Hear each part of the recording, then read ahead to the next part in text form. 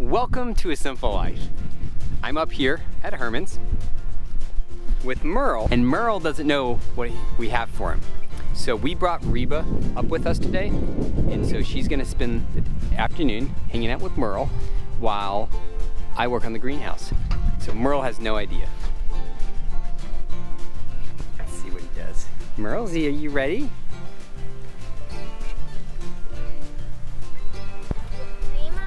Reba.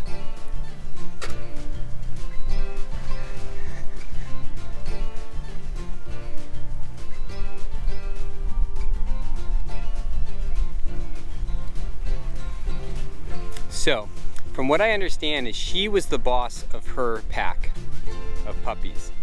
Oh, she just growled at him. Oh, that's hysterical. Come on, Merle. Come on, Reba. Come on, baby. He's like, what the heck? He's huge. Come on, Reba. Let's go see our goaties. Come on, baby.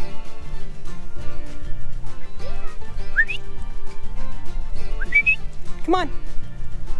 She will do just fine. She's just gonna have to understand he's a little bigger.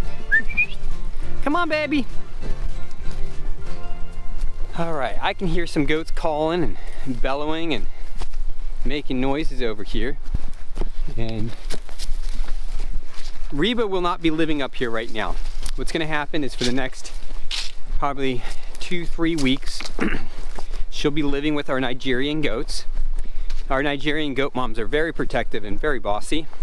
And so she will get a very good schooling in what not to do with goats, which from where she came from, she's already probably had some of that. Now, I'm wondering what's going on back here, because the herd is gone except for a few goats. So I think she's in heat because he's got his lip curled. But there's 10 goats out grazing. I think those two are chasing her. She got left behind and the rest of the goats are down the ravine. I'm not going to worry about it, but what's great is she's following. She's just following. So she's going to learn from him. And it takes the stress. That's why I started walking right away when we got up here, is it takes the stress off of him staring at her. And he's been following us and he's like, oh, what's going on? Do I need to go with them? She's following him. She's going, oh, do I need to go with him? It's kind of like a whisper down the lane of we have a job to do. Then she's not staring at him as much. And matter of fact, there you go. He let her sniff him. And she's like, oh, I'm not too sure if I want you to sniff me. They're getting all the sniffing and everything out of the way.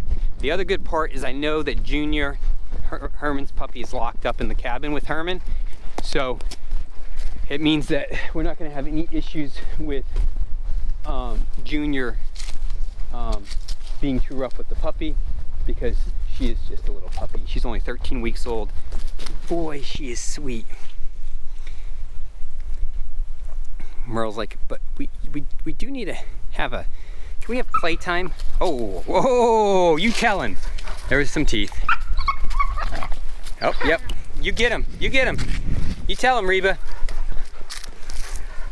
I'm gonna tell you right now, Merle is not cut out to be the alpha dog. No. Hey, when I mean by he's not cut out to be the alpha dog, not when you have a Spitfire like this around. Okay, so let's see if we can get the puppy to go in and out. So what we have here is the feeding station for the dogs. This is also a place that they can retreat to if they are hurt, because it's kind of hard for other animals to get in. The other thing it does is it allows them to have a place to get their food. Their food, that's an auto feeder in the back. I've talked about this in the past. The auto feeder is always full of food. I check it every time I'm out there. There's usually a little stick or something. I poke in there. I see if there's feed in there. If there's feed, we're good. If it's getting low, I bring up a bag the next day and I top it off. And so this is a place of safety for the dogs. Interesting thing was, is I made this so they could sleep in there originally, but my livestock guardian dogs refuse to sleep where their food is at. Brilliant. It's like instincts, and I should have known better, but I didn't. So what I'm doing right here is I'm teaching Reba that there's food in here, and we'll see as the day goes on how quick she is to pick up where the food is, how to get in, how to get back out. No, not impressed. She's not impressed. But I will show her how to get out. So this is how I usually train them. They'll get them in, and they're like, I want to get out. And then when I show them how to get out, like a champ. That's how I do it. And do that a couple times, 3 or 4 times, and then they realize, oh, I can get in and out. And then they realize, oh, that's where the food's at.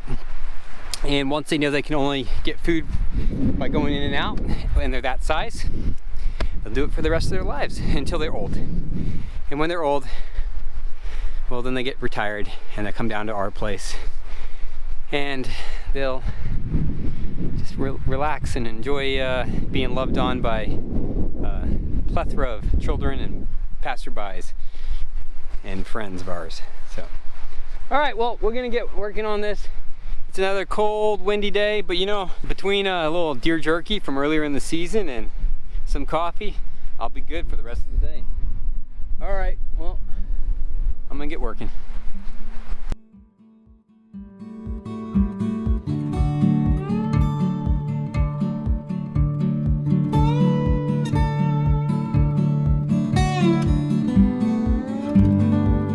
All right, well, a little update.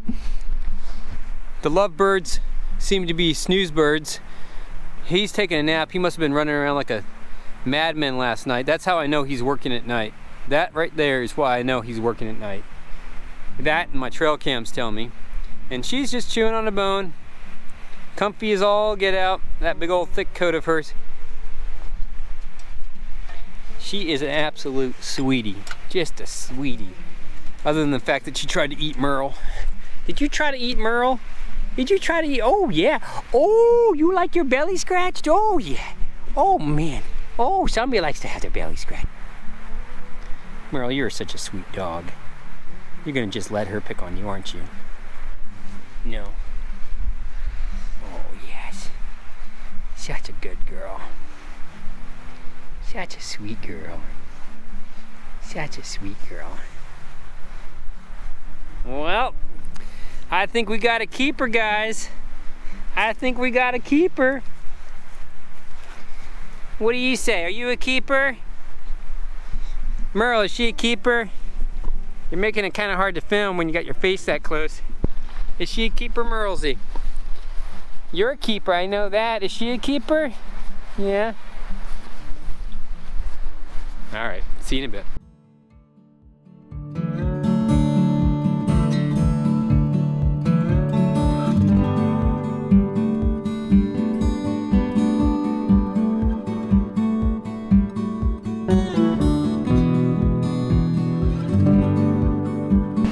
Reba, come here.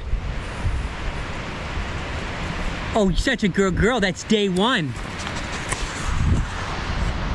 Day 1. Sorry for the horrible audio.